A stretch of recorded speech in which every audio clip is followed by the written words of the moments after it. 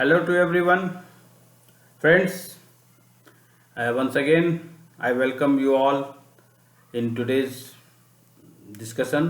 Friends, आज मैं फिर से स्टॉक मार्केट पर ही आप लोगों से चर्चा कर रहा हूं और आज मैं बेसिक पॉइंट्स क्या हैं स्टॉक मार्केट में जिसका हमें ध्यान रखना चाहिए। तो आइए some important basic points which we should consider while doing trading or investment in stock market। तो फ्रेंड्स, इसके पहले भी मैंने आपसे स्टॉक मार्केट के बेसिक्स के बारे में बताया था कि stock market as a whole क्या है, कैसे हम आईपीओ के माध्यम से या सेकेंडरी मार्केट से परचेज करते हैं, स्टॉक एक्सचेंजेज क्या है जहां आप स्टॉक का खरीद बिक्री होता है। फिर मैंने ये भी बताया था कि स्टॉक ट्रेडिंग एक अकाउंट खोलने के लिए हमें क्या क्या प्रोसेस से गुजरना पड़ता है और किन बातों का ख्याल रखना चाहिए। आज मैं कोई खास स्पेसिफिक पॉइंट पर, जैसे कि हमें कुछ बेसिक पॉइंट्स का थोड़ा ध्यान रखना है, क्योंकि हम सारा चीज़ अब कर लिए लेकिन अब हम ट्रेडिंग जब कर रहे हैं तो किन बातों का ध्यान रखें। आइए आज हम इस पर चर्चा करते हैं। फ्रेंड्स, सिलेक्शन ऑफ स्टॉक जब हम करते हैं तो उसके पहले हमें उस कंपनी के बिजनेस डिटेल्स के बारे में कहें कि कंप्लीट प्रोफाइल हमें जानना चाहिए और हमें यह भी देखना है कि कंपनी प्रॉफिट मेकिंग कंपनी हो, उसका रेवेन्यू अच्छा हो, उसका डेप्ट कम हो, प्रोमोटर्स होल्डिंग 50% से अधिक हो। आइए उसके अलावा कुछ ऐसे पॉइंट्स है जिसका हम ध्यान रखें। वो है कि हमें ऐसी इंडस्ट्रीज जो कि आज उतना डिमांड नहीं है, वो गवर्नमेंट जिसको रेड लिस्ट में रखी है उस पर बंद करना चाहती है, तो ऐसे जैसे कि प्लास्टिक इंडस्ट्री, क्योंकि वो ऑलमोस्ट उसका बार बार क्लोजिंग के लिए होता है कि जो ये पॉल्यूशन इससे दूषित होता है, तो वैसे स्टॉक का हम चुनाव ना करें। दूसरा, लुब्रिकेंट्स, मोबिल आदि जो है कंपनीज, उस स्टॉक का भी हम अवॉइड करें, चूँकि अभी जो ई व्हीकल्स, इलेक्ट्रिकल व्हीकल्स जो मार्केट में आने वाला है, तो उसे निश्चित रूप से, चूँकि मेजर कंजम्पशन करने वाले ये ऑटोमोबाइल इंडस्ट्री है, जैसे कि गाड़ी, बड़े heavy vehicles, light vehicles, car, jeep, truck आदि, तो वो लोग जैसे इलेक्ट्रिक व्हीकल्स आएंगे तो इसका डिमांड काफ़ी कम हो जाएगा।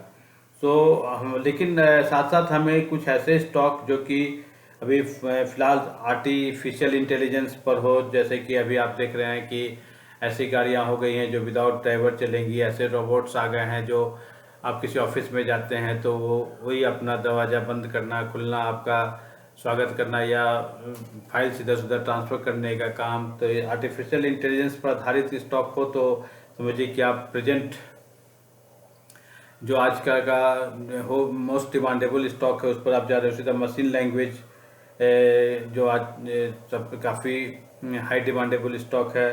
सीधा क्लाउड बेस्ड स्टॉक जो क्लाउड बेस्ड सर्वर आदि पर काम कर रही है, वैसे स्टॉक्स हमें चुनाव करना चाहिए। तो ये मैंने ऐसे स्टॉक, और उसी तरह में इंडस्ट्री सिंपल हो, बहुत कॉम्प्लेक्स नहीं हो, इस बात का हमें ध्यान रखना है। उसके बाद हम आइए कि हम मार्केट कैपिटलाइजेशन देखें कि मार्केट कैप क्या हो शेयर का। तो स्मॉल कैप और मिड कैप स्टॉक जो है वो उसमें ग्रोइंग का काफ़ी हाई पोटेंशियल है। रिस्क हालांकि थोड़ा ज़्यादा है, लेकिन रिटर्न ऐसे स्टॉक्स में स्मॉल और मिड कैप में काफ़ी ज़्यादा मिलता है। लेकिन लार्ज कैप रिस्क बिल्कुल कम है, लेकिन रिटर्न हमें बहुत कम मिलता है। ये भी हमें ध्यान रखना है, क्योंकि हम स्टॉक मार्केट में बेटर अप्रिसिएशन, बेटर रिटर्न के लिए आते हैं।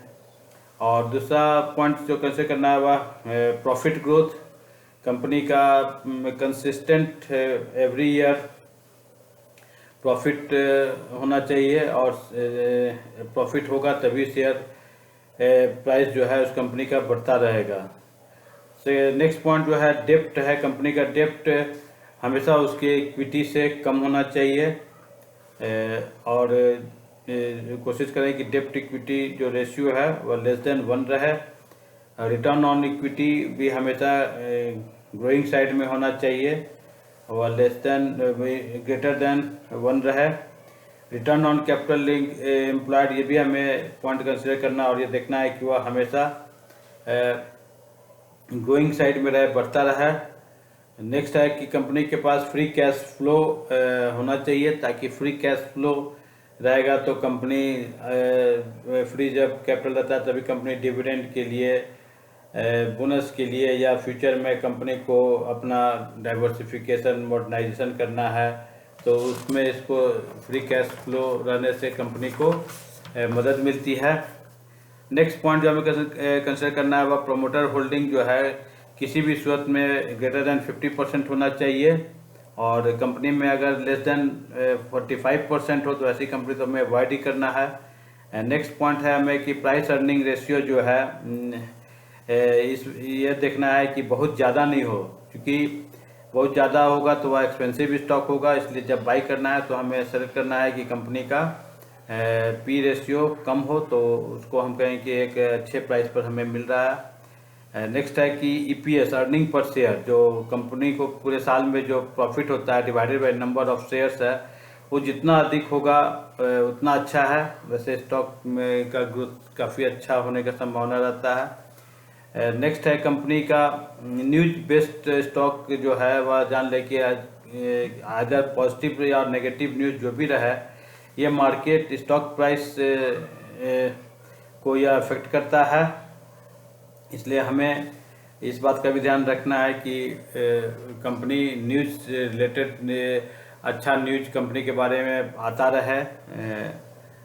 कंपनी अच्छा परफॉर्म करेगी तो निश्चित है कि पॉजिटिव न्यूज जाएगा कि वह कंपनी आज ये कुछ नया स्कीम, नया डाइवर्सिफिकेशन कर रही है, या कंपनी कुछ आईटी कंपनी है तो इसके यहाँ पर ये चेंजेस लाई, इस टेक ओवर की, इस तरह के न्यूज से कंपनी के स्टॉक प्राइस पर बढ़ने का ये रहता है। नेक्स्ट पी रेशियो जो मैं पहले ही आपको बताया कि वह जितना कम रहे उतना अच्छा है। उसके अलावा हमें return on equity, return on capital employed, free cash reserve, डेब्ट इक्विटी और प्रोमोटर्स होल्डिंग, ये सब पॉइंट्स जो है मैंने ऊपर चर्चा की, इसका हमें ध्यान रखना है। तो ये मैंने कुछ खास बेसिक पॉइंट्स जो हमें ध्यान रखना है उसके बारे में चर्चा की। पॉइंट्स तो काफ़ी हैं, लेकिन मैं आगे इस बात पर चर्चा करूँगा। मैं इसी के साथ कि हम किन बातों का ध्यान रखें इस बारे में जब चर्चा किया, मैं आशा करता हूँ ये आप लोग के लिए काफ़ी इंफॉर्मेटिव और यूजफुल रहा। इसके साथ मैं आपकी वार्ता खत्म करता हूँ। Thank you very much.